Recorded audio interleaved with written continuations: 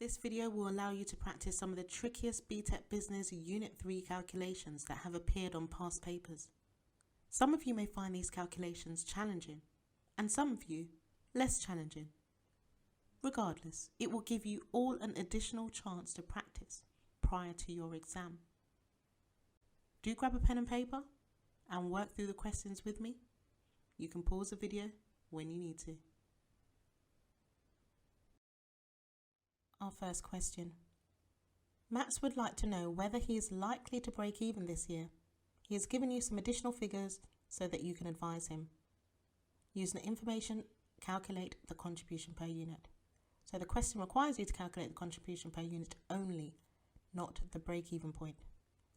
First thing that we would do is put down the formula. So that's the contribution per unit equates to selling price minus variable costs. So the selling price in this table is the average price of each event, £300. And we need to deduct the variable costs, which is £140. So 300 minus 140, and the contribution per unit is £160. Thomas is considering offering a pet sitting service in his shop. He wants to know if he will at least break even if he offers this service. He estimates his costs and revenue for this service as the fixed costs being £5,640, the total variable costs £11,640, total revenue £17,460. He expects to have 970 customers. Calculate the break-even point for this service at Pet Boutique. Put down the formula. So break-even equals fixed costs divided by selling price minus variable costs. Problem here is we do not have the selling price nor the variable costs. So first of all, let's look at how we can calculate the selling price in this question. As we do not have the selling price, and we need the selling price, we could take the total revenue figure, £17,460, and divide that by the number of customers that Thomas expects to have. And that gives us a selling price of £18. So next we need to calculate the variable costs. And what we could do here is we could use the total variable cost amount, which is £11,640, and divide that by the number of customers that Thomas expects to have, 970. And that gives us variable costs per unit of £12. Our next step is to put this information now into our break-even formula. So our fixed costs are £5,640, and we would need to divide that by the selling price minus variable costs, which is 6. And then our answer is 940. Dara is expanding his range and wants to sell sandwiches to take advantage of the lunchtime demand. Dara has produced the following information relating to the production of the sandwiches. Dara is expecting to sell 70 sandwiches a week. Calculate the annual total revenue that selling 70 sandwiches a week would generate for the business. So in order to work this out, you need to consider the selling price per sandwich and times that by the number sold, and then times that by 52 because there are 52 weeks in a year. So the selling price per sandwich is £3.80, and the number sold, or the number he expects to sell, is 70, and then multiply that by 52. And that gives us 13,832. DC's Coffee is a small coffee shop in a busy town area. The owner, Dara, has been trading for 2 years, selling a variety of coffees, teas and chocolate drinks, along with a small selection of cakes, pastries and biscuits.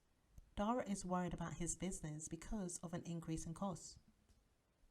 He has produced his financial statements for the year trading 2018, and it included the following extract of financial information. Using information from the extract for the year ended 31st December 2018, calculate the following ratios for DC's coffee. Inventory turnover is our first one. So let's get down the formula. So it's average inventory divided by cost of sales times by 365. Now, some students do get stuck when they are calculating average inventory, and that's because they don't divide it by 2. So let's look at what we need to include. Firstly, let's look at calculating average inventory. So we need to get the opening inventory, which is 1,160, and add that to the closing inventory, which is 162. And then once you have those two figures, divide it by 2. Then you need to divide that information by the cost of sales, which is £39,586, and then you times that by 365, the days. So the answer that you're going to get is not going to be percentage, it's going to be in days. And the answer is 6 days. So you could put 6 days or 6.1 days or 6.09 days. Next, we're required to calculate the profit margin for DC's coffee. Let's jot down our formula. Profit divided by revenue multiplied by 100. Now your formula might be slightly different. So instead of revenue, you might have sales revenue or you might have turnover, and that's fine. So let's put the figures into the formula. So the profit is £5,667, so that's the profit for the year, divided by the revenue, which is going to be our sales, which is £94,440, times by 100, because we need to get a percentage. So hopefully you have that. And our answer is 6%. We have a gross profit question here now. Calculate the gross profit margin for Thomas. So read that financial information. The formula for gross profit margin is gross profit divided by sales times by 100. We know that the gross profit is £22,512 and the sales is £31,200, and we times that by 100. And our answer is 72.15% or 72%. Next question, we are required to calculate for Thomas the liquid capital ratio. So this one is quite tricky, but let's just walk through it. First thing is the formula, and that helps guide us as well. Current assets minus inventory divided by current liabilities.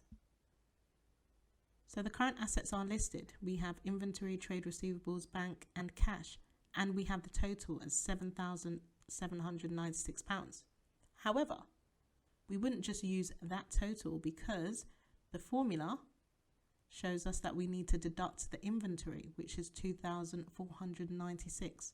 So therefore, we would have £7,796 and deduct the inventory of £2,496 divided by the current liabilities, and the current liabilities are listed there as 5,824. So hopefully we're all on track there. This gives us 5,300 divided by 5,824, and the answer is 0.91 or 0.91.1 or 0.9. So Thomas has got us working super hard. He now wants us to calculate the new net book value for his equipment. Thomas forgot to depreciate his equipment by 15%. So we will need to use in a straight line method. The formula that we will use for this is the current value of equipment minus the current value of equipment times by the rate of depreciation. We know that's 15%. The cost of the equipment is £8,500. So that costs £8,500 minus 8,500 times by 15%, which gives us 8,500 minus 1,275. Then we times the 8,500 by 85%, and it gives us £7,225. So just put 7,225 for your answer. Thomas has produced a cash flow forecast, but it is incomplete. Complete the outline boxes labelled 1 to 8 in the cash flow forecast for Pet Boutique. So you'll get 1 mark for each correct answer.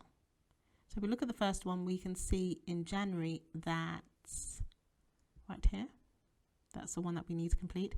If we look in January, we can see that there is £2,700 in sales. Other income is £200, and the total is 2,900. And we know it's a total because it's 2,700 plus 200. So we need to label that box. So you could label it as total income or total revenue or total inflow. Next, we need to calculate the opening balance for January. The opening balance is the amount of money that the business would start off with at the start of the trading period. In this instance, that is the month of January. We calculate this by adding the closing balance for January, which is £1,558, and add the net cash flow, which is negative £582. However, we add it as £582 as we're trying to calculate the opening balance. And that's what we would have started off with. Remember, the net cash flow is the difference between the inflows, all of the inflows, and outflows. So the answer for the opening balance is £2,104. Next, we are required to calculate what the other income is in February. We can see that the total income for February is £1,150. The sales are £950, so this leaves a difference of £200. We are now required to calculate the total expenditure in February. So we need to add up all the expenses. So the stock is £1,102, marketing is £520, there's nothing for utilities, and other is £840. So this gives us a total of £2,462. We now need to calculate the net cash flow for February. Net cash flow is the difference between the total income and total expenditure. So the total income is £1,150 and the total expenditure is £2,462. So our answer is minus £1,312. Do not forget the minus sign. For this part of the task, we need to work out how much the stock is for April. To do this, you need to look at total expenditure, which is £3,937, deduct the marketing, which is £80, the utilities, which is £1,280, other, which is £1,450, and that will give us the information that we need for stock. So the answer is £1,127. That's how much stock is. We now need to work out the net cash flow for April. So as you know, the net cash flow is the difference between the total income and total expenditure. And the total income here is for April £2,940, and the total expenditure is £3,937, which gives us a total of negative £997. And finally, we need to calculate the closing balance for April. The closing balance is the amount of money the business has at the end of the month. The closing balance is the net cash flow plus opening balance. So that's the negative £997 plus £1,801. And the answer is £804. Did you get that right? Thank you for watching. The 2 videos on the screen are the videos that YouTube thinks you should watch next.